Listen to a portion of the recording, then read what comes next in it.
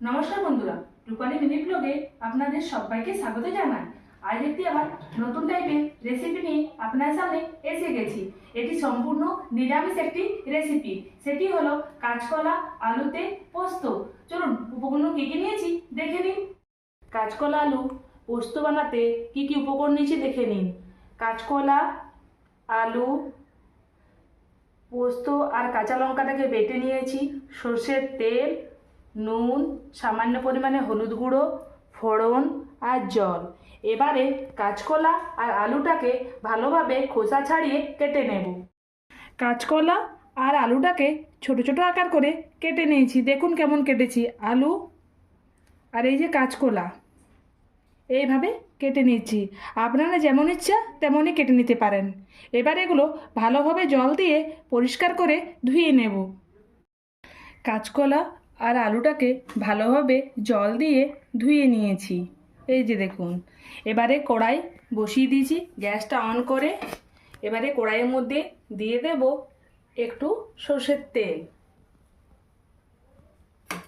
এবারে দেব ফোড়ন।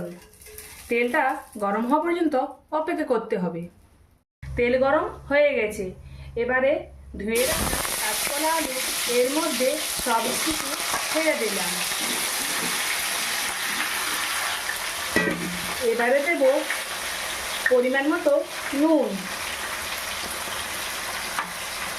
একটু নেড়ে চেড়ে কিছুক্ষণ ভেজে নেব। কিছুক্ষণ নেড়ে চেড়ে নেওয়ার পর দেখলাম অনেকটা ভাজা ভাজা হয়ে গেছে। এবারে দেবো সামান্য পরিমাণে একটু হলুদ গুঁড়ো। আপনারা চাইলে দিতেও পারেন পোস্ততে হলুদ গুঁড়ো, আবার নাও দিতে পারেন। আমি সামান্য পরিমাণে একটু দিলাম। আবার একটু নেড়ে চেড়ে নেব কিছুক্ষণ। বেশ কিছুক্ষণ নেড়ে চেড়ে ভেজে নেওয়ার পর এবারে দিয়ে দেব জল।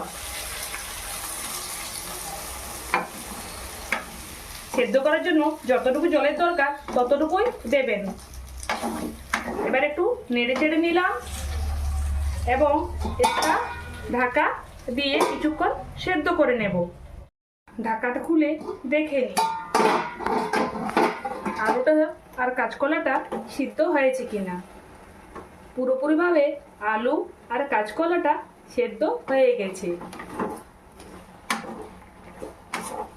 এবারে বেটে রাখা পোস্ত আর কাঁচা লঙ্কা দিয়ে দিলাম।